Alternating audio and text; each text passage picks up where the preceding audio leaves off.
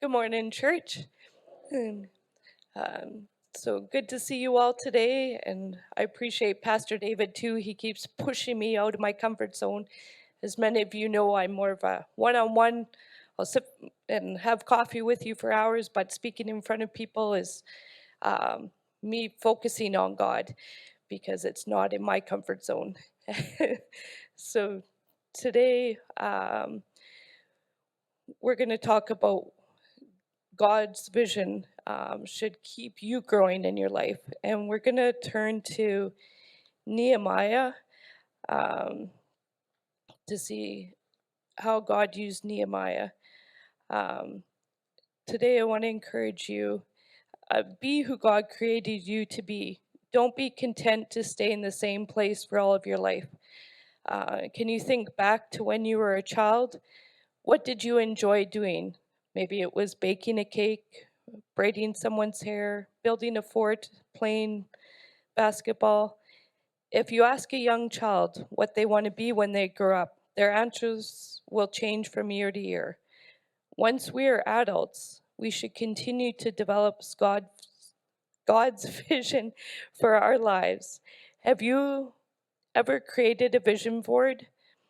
It's not in the Bible, but it's something that personally I've found is helpful to create a vision board with things that you want to focus on each year. Um, each year, you should be using your gifts and resources to accomplish new goals God has for you in each role you play, or whatever roles those may be, possibly as a friend, a wife, a husband, a mom, a dad, a teacher, a child, a warehouse worker, a business owner, a lawyer, a politician, receptionist, construction worker, the list goes on. So let's look at Nehemiah. So in chapter 1, it talks about um, Nehemiah and how he prays to God, and he repents for the sins of himself and the Israelites.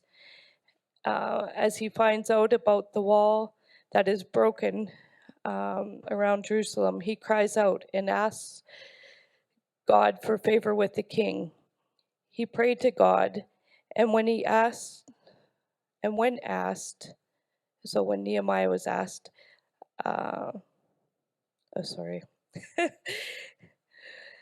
Let's just pray. Father, I just pray that you would just speak through my lips, and Father, just your understanding and your words would just get out there today, Father. You know what your people need to hear.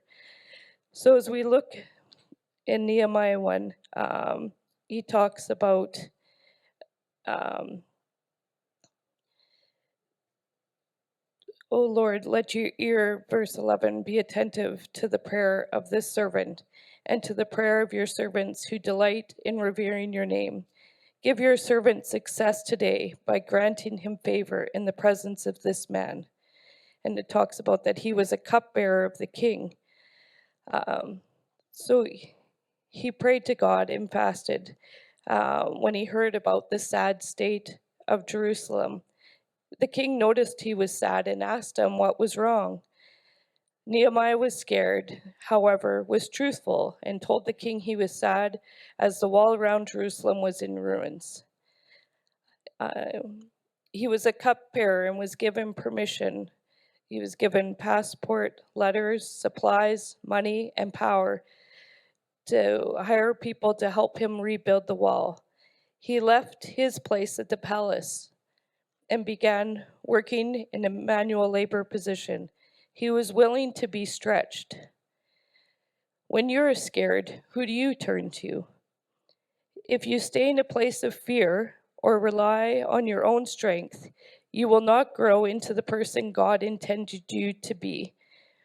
Let's turn to Nehemiah 2, verses 16 to 19. It says, the officials did not know where I had gone or what I was doing, because as yet I had said nothing to the Jews or the priests or the nobles or the officials or any others who would be doing the work. Then I said to them, "You see the trouble we are in? Jerusalem lies in ruins, and its gates have been burned with fire. Come, let us rebuild the wall of Jerusalem, and we will no longer be in disgrace." I also told them about the gracious hand of my God upon me, and what the king had said to me. They replied, "Let's start rebuilding." So they began this good work. But then, of course, there's always the naysayers, right? You start doing a work for God, don't expect that you're not going to have opposition. So then there was Sanballat, the Horonite, Tobiah, the Ammonite official, and Geshem, the Arab, that heard about it. They began mocking and ridiculed us. "What is this you're doing?" they asked. "Are you rebelling against the king?" And just verse 20, I answered them by saying, "The God of heaven will give us success. He, his servant, will start rebuilding. But as for you, you have no share in Jerusalem, or any claim or historic right to it."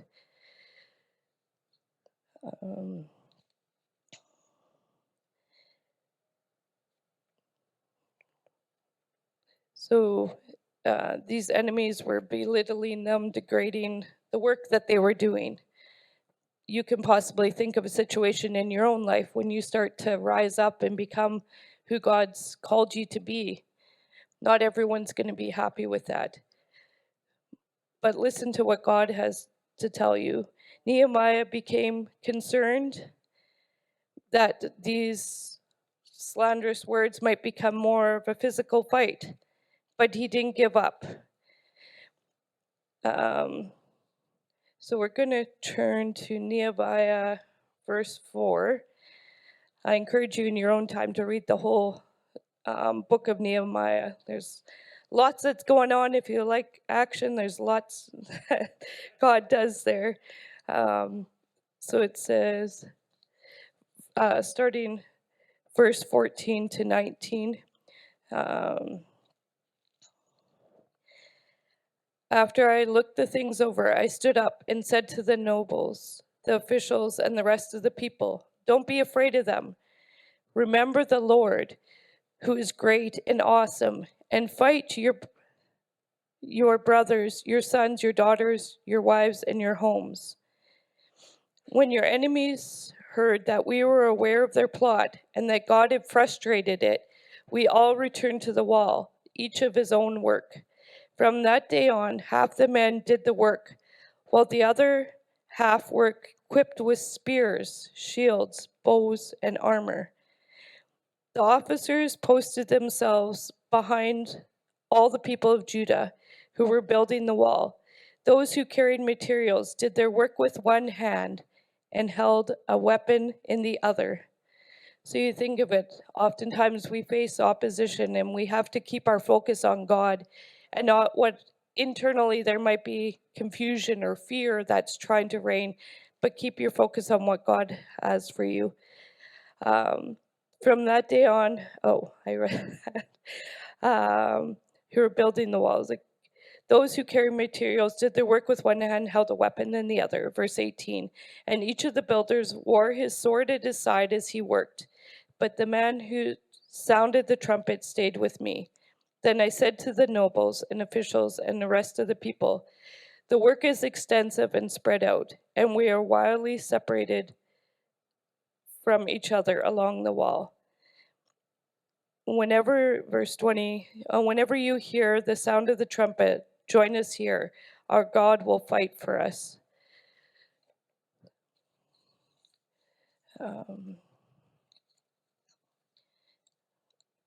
Now we're going to, so he knew the work that God had called for him, and a lot of times it's being quiet enough to hear God. There's so many distractions going on.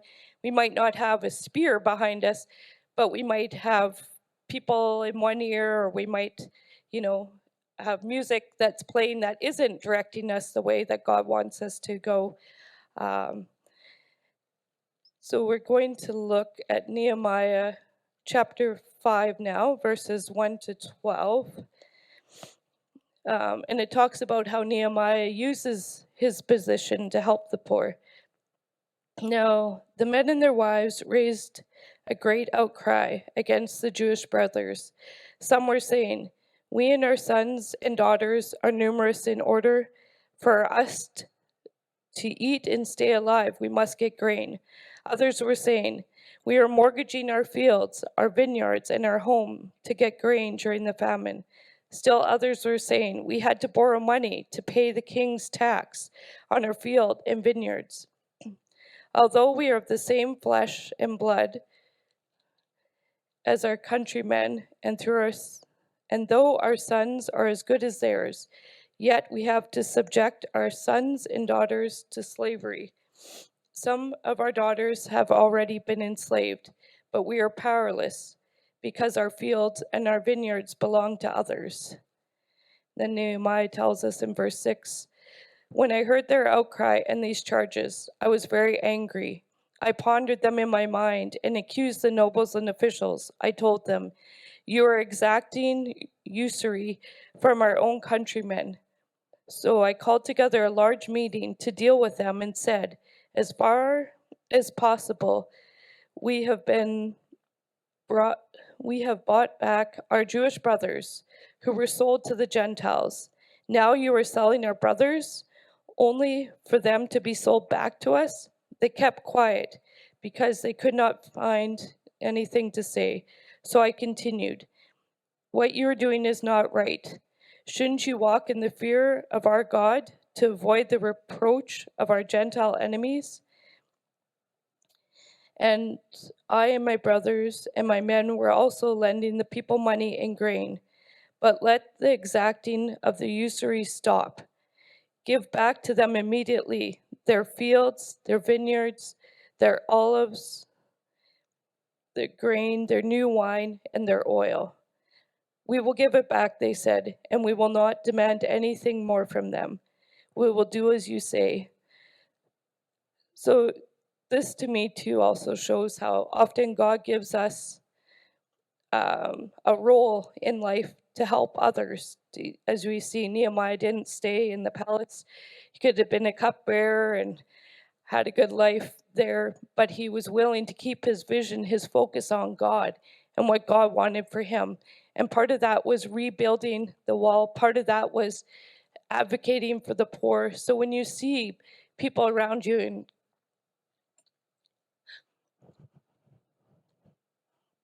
when God breaks your heart for people, listen to him.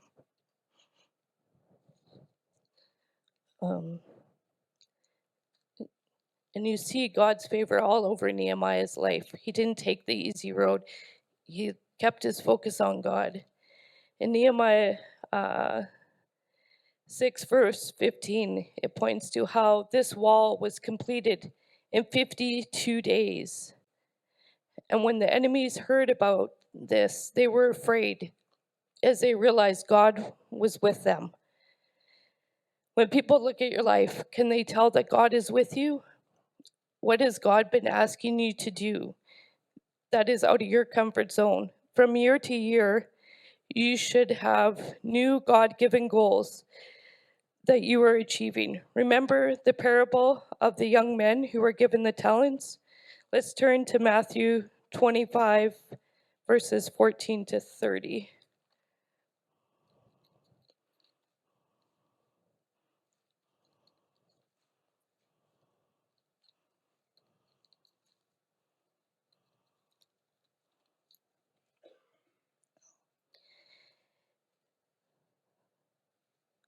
Again, it will be like a man going on a journey who called his servants and entrusted his property to them.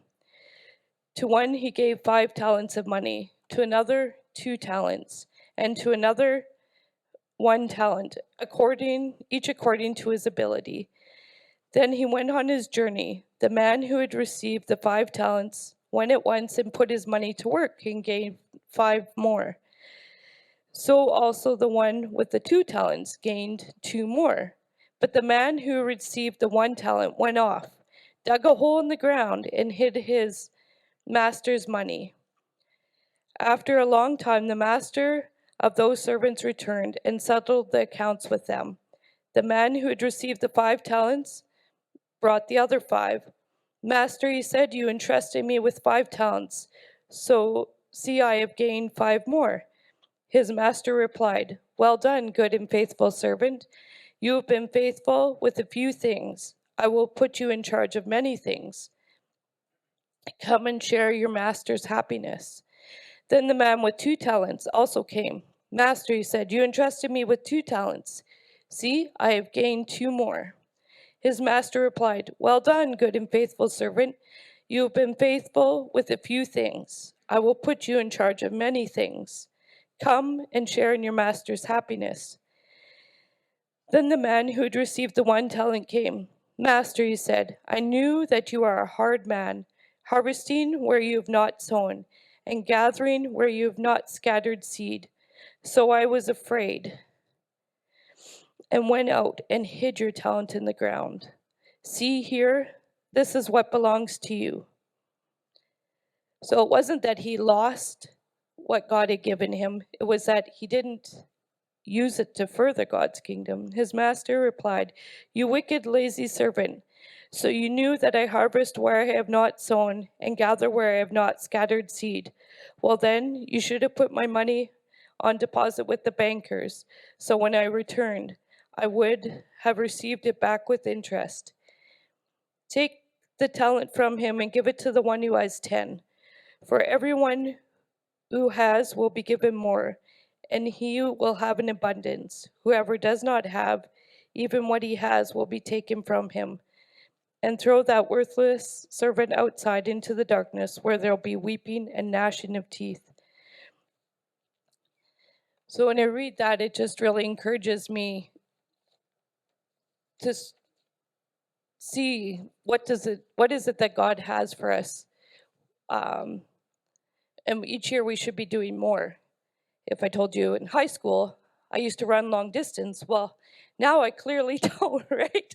So God doesn't want us to hold on to those previous victories, or if you've had trauma in your life, God never meant for that to happen. He doesn't want you to hold on to that either. He wants you to keep pressing forward, keep, like the one with the 1 talent, he wanted him to deposit it. What has God deposited in your life?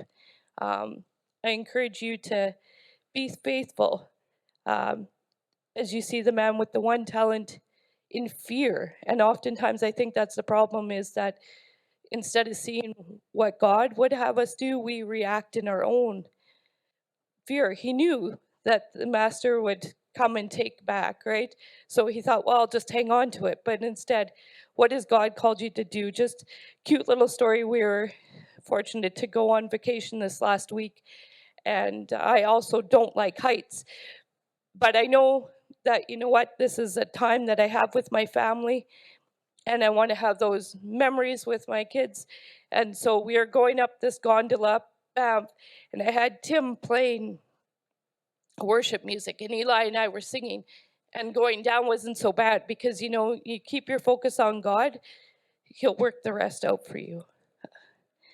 And one last chapter, 1 Corinthians 12, verses 7 to 11. So this talks a little bit about the different spiritual gifts. So verse 7, now to each one, the manifestation of the Spirit is given for the common good. To one, there is given through the Spirit the message of wisdom. To another, the message of knowledge by means of the same Spirit. To another, faith by the same Spirit. To another, gifts of healing by that one Spirit. To another, miraculous powers. To another, prophecy. To another, distinguishing between spirits. To another, speaking in different kinds of tongues. And still to another, the interpretation of tongues. All these are the work of one and the same Spirit, and he gives them to each one, just as he determines. So thank you for listening, and I hope that God gave you something there. Now our brother, who's going to lead us in some music.